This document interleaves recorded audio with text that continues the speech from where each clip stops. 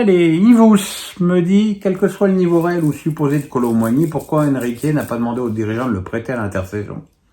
Il est clairement la 5e roue du carrosse pour Luis Enrique. Ce joueur est-il surcoté ou juste dans un club pas fait pour lui? Ce qui est évident, c'est qu'il a émis plus de 20 buts avec l'Eintracht Francfort en Bundesliga et qu'il n'y arrive pas au PSG. D'abord, je pense que c'est pas un joueur qui est fait pour une équipe de possession. Voilà, c'est un attaquant de rupture, et des ruptures, il n'y en a jamais dans l'attaque du PSG. Donc voilà, il mettra une reprise par-ci par-là, un coup de tête par-ci par-là, mais jamais il n'arrivera à s'imposer au PSG, d'autant plus qu'on le sait, en son fort intérieur, Luis Enrique, il a envie de jouer avec un faux numéro 9, que ce soit Asensio ou Kangli. C'est dommage, c'est une erreur de casting extrêmement coûteuse d'ailleurs, mais voilà, c'est dommage pour Randall qui montre d'ailleurs en sélection qu'employé de façon différente, il est capable de marquer des buts. Là, pour une fois qu'il a sa chance, il sort dès la mi-temps. Pas certain d'ailleurs que son remplacement ait métamorphosé le jeu du PSG en deuxième période. Lord Sinclair me dit, comment était l'ambiance à la Méno avec les travaux et la grève et au fil du match? Bon, l'ambiance, j'en ai parlé tout à l'heure, les travaux, alors pour moi qui suis handicapé du genou, c'était très franchement un enfer, parce que en fait, vous vous garez un petit peu plus loin que le poteau de corner, vous allez au salon dans le rond central, vous allez au vestiaire qui est au poteau de corner opposé, et vous revenez après le match au salon pour retrouver vos amis. Donc j'ai fait 2,6 km hier, ce qui est monstrueux pour moi, avec énormément d'escaliers. Donc autant vous dire que les gens qui ont pu me croiser à la Méno ont pu voir dans quel état minable j'étais. Mais sinon, la tribune, elle est impressionnante, elle a l'air très franchement surtout dédiée au VIP, et c'est normal, puisqu'aujourd'hui dans le football actuel, ce qui remplit les caisses des clubs, ce sont plus les loges que les supporters. L'ambiance, j'en ai parlé, elle est plus comme avant. Voilà, il faut espérer que les UB90 vont voir la lumière au bout de leur tunnel et qu'ils se mettent à apprécier cette équipe qui a, je le trouve pour le coup, tous les atours de la combativité qui sied à une équipe du Racing Club de Strasbourg. Ragondin me dit, Mbappé non convoqué par Dédé et titulaire avec le Real, Vinicius semble se diriger vers un forfait avec le Brésil. Le Real s'arrange-t-il pour faire souffler ses joueurs aux dépens de la trêve internationale? Bien sûr, on se souvient que Florentino Pérez avait demandé à Di Maria de pas jouer la finale de la Coupe du Monde parce qu'il n'était pas en forme. Ça, je sais pas si on se rend compte de la dinguerie de ça, quoi. Donc voilà, le Real en a rien à foutre des sélections nationales.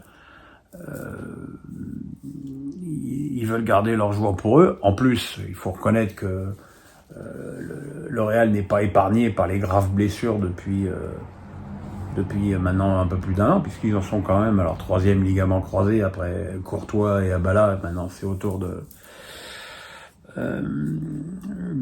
l'arrière droit, Carvajal, ça rame, Pierrot, ça rame. Voilà, donc effectivement, c'est anormal. Après, il faudra aussi un jour, mais ça je l'en avais déjà parlé dans des précédents Face à Pierrot, se poser et réfléchir sur le calendrier démentiel qui est proposé aux joueurs internationaux entre les matchs. Alors quand je disais ça, quand j'avais pris la blessure de Rodri en exemple, on me dit c'est aux entraîneurs de faire tourner et parfois de pas faire jouer certains joueurs. Bon, donc du coup, Mbappé il va pas, et là du coup ça redevient un scandale parce qu'il y va pas. Donc c'est à un moment donné, il faut aussi être cohérent. Soit on se dit très bien, Mbappé va louper 2 matchs de Coupe des Nations contre Israël et en Belgique, oh là là, le drame.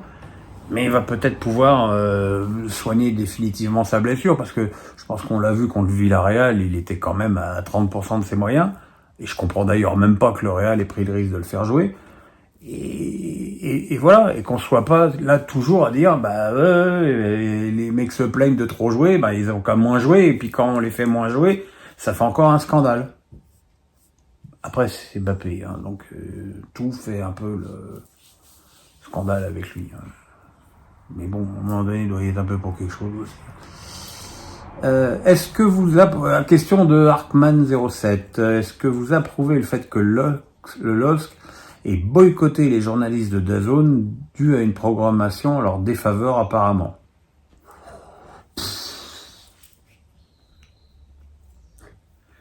J'ai envie de dire, vu le faible nombre d'abonnés, ça n'a pas privé grand monde de quelque chose, puisque on le sait, hein, a priori il n'y a que 100 000 abonnés pour l'instant à DAZN. C'est pas ce qui me gêne le plus, encore une fois, avec cette chaîne. Hein. Ce qui me gêne, c'est les gens bord terrain. Alors déjà, ce que je comprends pas, c'est que Smaïl Bouadella, maintenant, fasse le présentateur et ne commande plus un match. Je trouve que c'est vraiment une perte pour cette chaîne. Voilà. Après, je suis pas fan de ces nouveaux consultants, plus ou moins youtubeurs ou influenceurs. Je trouve qu'il n'y a pas de valeur ajoutée football. Je pense que certains matchs sont une souffrance à écouter. Alors surtout quand référence est faite en permanence à cette fan zone. Je crois que si je prenais 100 balles à chaque fois qu'il parle de fan zone, je serais aujourd'hui en mesure de m'acheter une Bentley Continental. Voilà. Après que le LOSC soit pas content, c'est peut-être le premier des clubs. Après, c'est vrai qu'il y a d'autres trucs. Je vais vous donner un exemple. Dans quelques semaines, il va y avoir, en même temps, Saint-Étienne-Strasbourg en Ligue 1 et Strasbourg-Saint-Étienne en féminine. C'est-à-dire que c'est l'assurance qui est 0 spectateur et 0 téléspectateur pour le match des féminines. Et après, on se plaint que le football féminin périclite en France. Et voilà, il n'y a pas de concertation. Mais c'est pas la première fois que je le dis. Hein. C'est comme pour le match des Bleus à Saint-Denis. Il n'y a pas de concertation, il n'y a pas de réflexion, il n'y a rien. C'est le bordel et ça devient extrêmement lassant. SIP SRFC me dit: je voudrais avoir ton avis sur l'arbitrage de Sa Majesté Madame Stéphanie Frappard lors du match Strasbourg-Lens. J'ai déjà tout lu dans mon débrief d'hier soir. C'est catastrophique. Alors Stéphanie Frappard, je l'ai croisée à Colmar où j'étais au match des féminines puisqu'elle supervisait l'arbitre de Strasbourg-Fleury en D1 Karma, qui a d'ailleurs été fort mauvaise elle aussi. Et je l'avais jamais croisé, et tu sens quelqu'un de tendu. Et visiblement, les gens qui l'ont croisé à son arrivée à la Méno ont croisé quelqu'un vraiment d'extrêmement tendu. Je ne sais pas si elle voit ou elle sent le vent du boulet arriver autour d'elle, déjà qu'elle n'ait pas participé à l'Euro.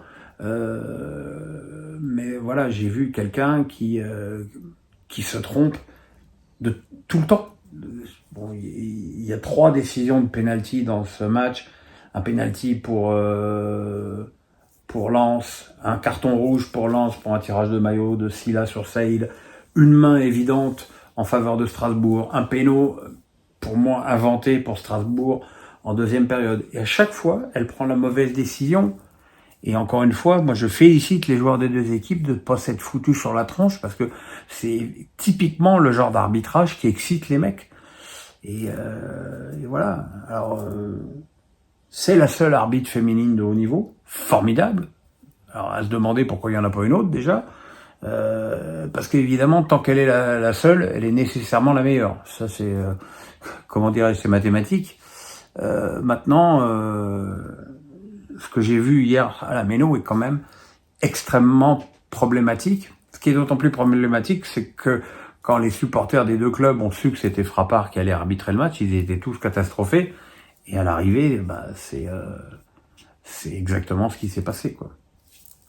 Yvous me dit: malgré le match solide de Rennes ce week-end, penses-tu que Julien Stéphan est menacé? Si l'équipe continue sa lancée d'hier, ça devrait aller normalement? Non. Alors, encore une fois, je prends toujours cette précaution au préalable pour dire, vous savez à quel point j'apprécie Julien Stéphan. il y a quand même un mauvais climat autour de ce club qui a encore une fois changé de président. Je crois que c'est la 10e fois en 22 ans que le club change de président. C'est hallucinant, alors qu'il y a des présidents qui sont en place depuis plus de 10 ans, que ce soit Laurent Nicolin, Marc Keller, voilà.